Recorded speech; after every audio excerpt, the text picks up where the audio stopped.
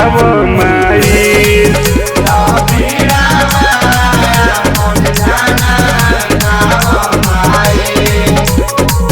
विद्या के दाता पूजी तोहरी चरणवा कबीरावा अपन ध्यान काव माई।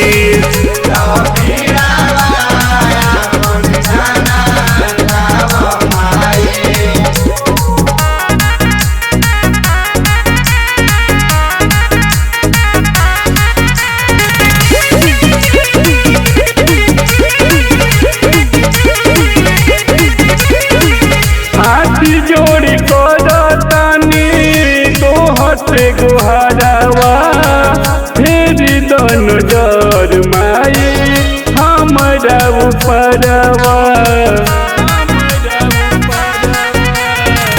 हाथी जोड़ी करतानी तोहसे गुहारवा फेर दी नजर माई हमारा ऊपरवा। आई बानी हम माई तोहरा शरणवा कबीरावा अपन ध्यान काव माई।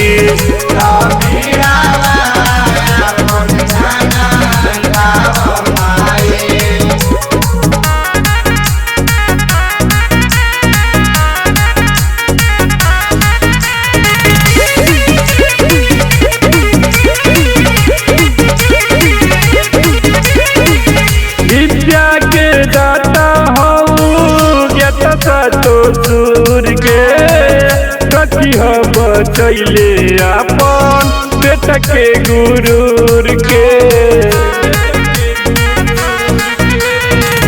विद्या के दाता हऊ ज्ञाता तो सूर के रखी हो बचौले अपन बेटा के गुरूर के।